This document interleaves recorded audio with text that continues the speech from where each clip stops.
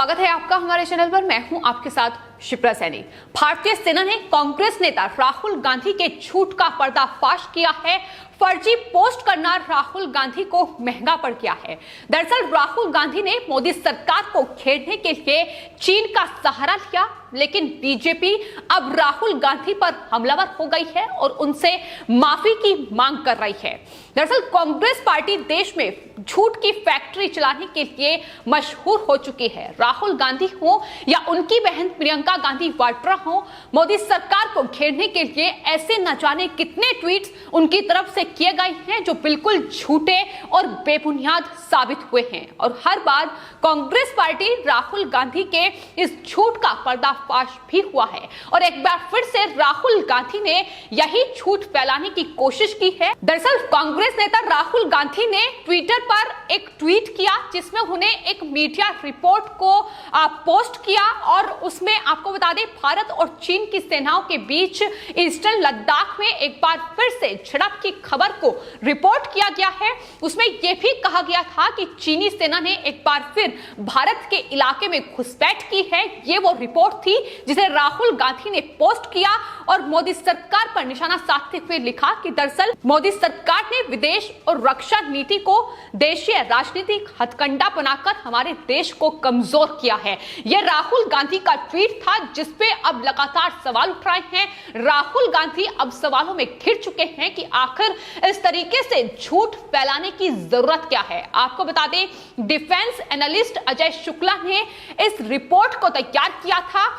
भारत और चीन के बॉर्डर पर झड़प हुई है, यह झूठी खबर रिपोर्ट की गई थी जिसे राहुल गांधी ने ट्वीट करते हुए सरकार को घेरा।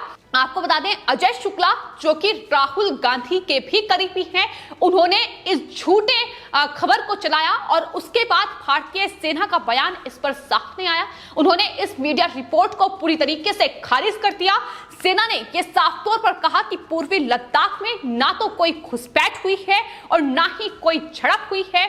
सेना ने यह भी कहा कि फरवरी में पीएलए और इंडियन आर्मी के बीच जो बातचीत हुई थी और जिन जगहों से ये दोनों ही सेनाएं पीछे हटी थी उन पर फिर से कब्जा करने की कोशिश ना तो इंडियन आर्मी की ओर से की गई है और ना ही चीनी सेना की ओर से की गई है। सेना ने कांग्रेस पार्टी को जवाब देते हुए कहा है कि क्षेत्र के जिन हिस्सों पर विवाद चल रहा है उन्हें लेकर चीन और भारत के बीच लगातार बातचीत चल रही है। यानी जो झूठी खबर फैलाने की कोशिश कांग्रेस पार्टी और ये डिफेंस एनालिस्ट अजय शुक्ला कर रहे थे अपनी रिपोर्ट के जरिए, उसको अब भारतीय सेना ने बेनकाब किया है। दरअसल कांग्रेस पार्टी अपनी राजनीति को चमकाने के लिए चीन का साथ देने से भी नहीं चूकी है। हर बार भारतीय सेना का अपमान करते हुए चीन और पाकिस्तान का साथ कांग्रेस पार्टी ने दिया है, राहुल गांधी ने दिया है। और किस तरीके से कांग्रेस पार्टी झूठ परोसकर जनता को बरगलाने की एक बार फिर से कोशिश में लगी हुई है, ये राहुल गांधी के इस ट्वीट से ही साबित हो जाता है। आपको बता दें रिपोर्ट को लेकर पहले ही भारतीय सेना खारिज कर चुकी है कि ऐसी कोई झड़प नहीं हुई, लेकिन बावजूद इसके राहुल गांधी ने इस रिपोर्ट को ट्वीट करते हुए सरकार को घेरा कि दरअसल रक्षा नीति का प्रयोग राजनीतिक हथकंडे के लिए किया जा रहा है। तो कांग्रेस पार्टी की यह रणनीति रही है कि दरअसल अगर काम से कुछ काम ना बने तो इस तरीके से सरकार को घेरा जाए, फिर चाहे चीन का सहारा लिया जाए या फिर पाकिस्तान का सहारा लिया जाए। और एक बार फिर से राहुल गांधी वही कर रहे हैं, उनका ट्वीट यही साबित कर रहा है। लेकिन अब इस ट्वीट के बाद और इस झूठ का पर्दाफाश होने के बाद राहुल गांधी बीजेपी के निशाने पर आ चुके हैं। अमित मालवीय ने ट्वीट करते हुए राहुल गांधी पर निशाना साधा है। उन्होंने कहा है कि राहुल गांधी ने एक बार फिर से फर्जी खबर का इस्तेमाल किया है, जब भारतीय सेना ये खारिज कर चुकी है कि ऐसी कोई झड़प नहीं हुई है।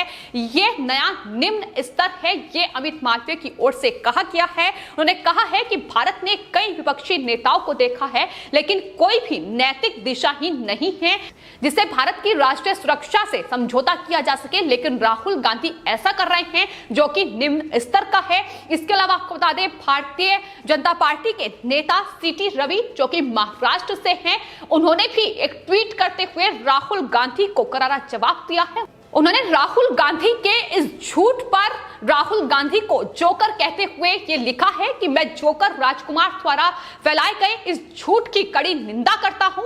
ये बड़े अपमान की बात है कि सेना द्वारा फेक न्यूज को खारिज करने के बाद भी ये बेरोजगार व्यक्ति झूठ के साथ सामने आता है। मैं फर्जी गांधी से तत्काल माफी की मांग करता हूं। यानी गुस्सा किस तरीके से अब लगातार बीजेपी के नेताओं में राहुल गांधी के इस ट्वीट को लेकर है, ये साफ तौर पर सीटी रवि के ट्वीट से जाहिर हो रहा है। और जाहिर तौर पर भारतीय सेना का अपमान कई दफा कांग्रेस पार्टी कर चुकी है। फिर चाहे पाकिस्तान में जिस तरीके से एयर स्ट्राइक की गई, सर्जिकल स्ट्राइक की गई, उस वक्त भी कांग्रेस पार्टी ने सरकार से जवाब मांगा कि दरअसल भारतीय सेना ने ऐसी कोई कार्रवाई की भी है कि नहीं, इस पर स्पष्टीकरण दे, इस पर सबूत मांगे गए। तो भारतीय सेना का अपमान हर एक मौके पर कांग्रेस पार्टी की ओर से किया गया है। और ये न सिर्फ बीजेपी नेताओं को हजम हो रहा है, बल्कि देश की जनता भी अब लगातार राहुल गांधी को घेर रही है।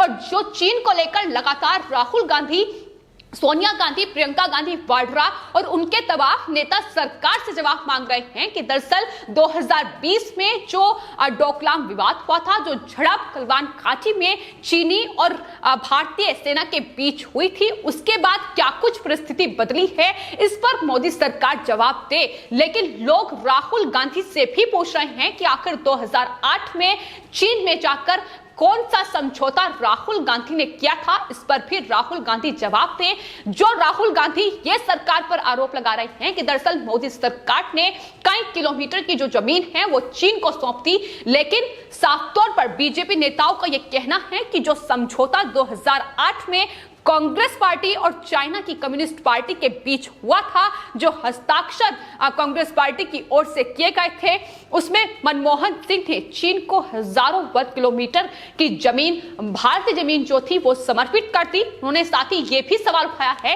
कि डोकलाम विवाद जब हुआ था तो राहुल गांधी ने छुपकर भारत में ही चीनी राजदूत से मुलाकात की थी और ये बात उन्होंने पूरी तरीके से छिपाने की कोशिश की थी। तो जवाब इस पर भी कांग्रेस पार्टी दे कि आखिर उन्होंने यूपीए के शासन में कितनी किलोमीटर जमीन इस चीन को सौंपी है।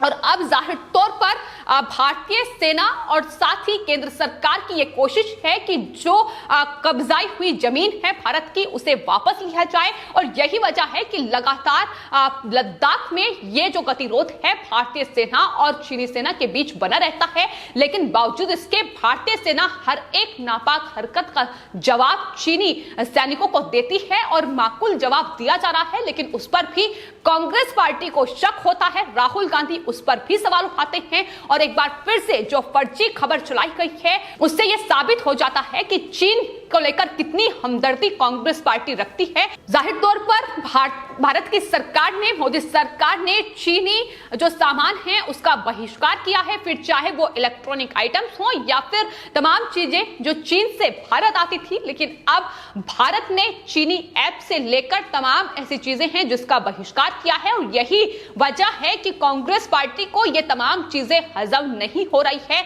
इसलिए चीन का समर्थन कांग्रेस पार्टी वक्त वक्त पर जताती नजर आई है। और अब चूंकि भारत में 5G को लेकर लगातार जो है वो परीक्षण चल रहे हैं और मुकेश अंबानी 5G की शुरुआत भारत में करेंगे, ये भी एक बड़ी वजह है कि कांग्रेस पार्टी बौखलाई हुई है, क्योंकि इससे चीन को बड़ा झटका लगा है। और चूंकि चीन के साथ कांग्रेस पार्टी के हस्ताक्षर हुए हैं, आखिर किस मुद्दे पर हुए हैं ये कांग्रेस पार्टी ने अभी तक जवाब नहीं दिया है। तो यही तमाम वजह है जिसको लेकर लगातार कांग्रेस पार्टी राहुल गांधी की ये बौखलाहट दिखाई दे रही है। लेकिन अब भारतीय सेना को लेकर अगर झूठ फैलाया जाएगा, अगर कांग्रेस पार्टी ये झूठ की फैक्ट्री चलाएगी तो भारतीय सेना ही उसका पर्दाफाश करेगी। ये साफ तौर पर भारतीय सेना के बयान में बता दिया है। हालांकि सेना की ओर से यह कहा गया है कि चीन की गतिविधियों पर भारतीय सेना की नजरें हैं और इसमें किसी तरह की कोई ढील नहीं होगी।